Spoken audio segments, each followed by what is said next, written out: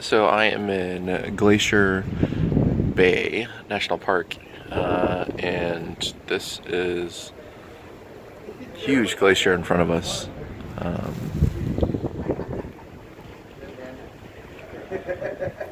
What a monumental place to be with beautiful weather. Look at this huge iceberg. I think it's probably the size of a couple cars. Maybe one, two, three cars probably.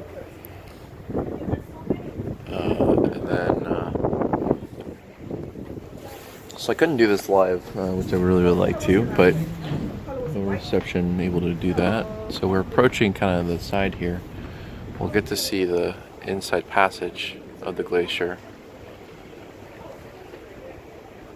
Just incredible. So we are about to make our final approach to the Margerie Glacier. This approach is really special because you can actually see off the back of the ice, see that it really does extend 21 miles beyond where we see it terminate here at the waterline.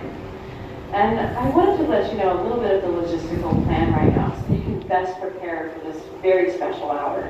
11:30 to 12:30, we will be stopped here in front of this glacier to watch as whatever magic unfolds in front of our eyes, perhaps some calving, maybe some listening to the creaking and the groaning of the ice, and just be in a really spectacular location.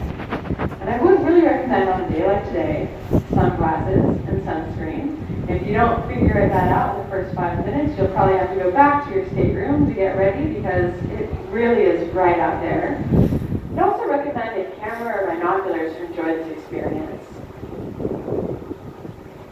And I would also like to just point out that this glacier is one of the most special places that we ever go in Glacier Bay.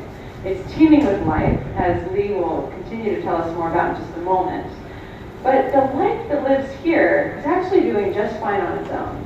So this is a little public recommendation advisory to please refrain from feeding any of the gulls. This glacier feeds the wildlife on its own. When it comes in calves into the sea, when ice breaks off that front, well, it'll make a big splash. It'll displace water and it will bring fish right up to the surface where the kittiwakes can feed on them.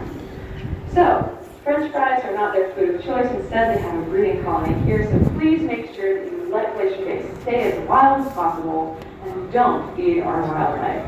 Thank you. Now, for something fun, I'm going to pass the microphone over to Lee.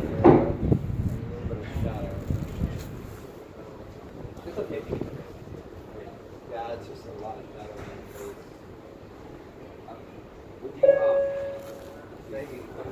So one thing I'd like to leave you with when we approach this glacier and the quiet that we'll have over the next hour for reflection is a story. The story. The beginning of the Tlingit culture all starts with one story that is different in the telling and the details for the clans of this place. The first story was being in a place just like we are right now, but on the other side of the mountains in the interior. The first migration of the people to the coast, being in a place like this, seeing, because the land back then was locked in ice across the vast majority of it, nothing but walls of ice and mountains like we do around us, but knowing that you as a people need to find a new home. You don't know what's on the other side of the ice. You don't know if there is anything there, if there is a world that can survive and support you, but you have to go. One of the origin stories for the Tlingit here is of one of their clans coming down and running into a glacier just like the one we see. Massive though in size, miles and miles across, no way around it, the mountain's too steep.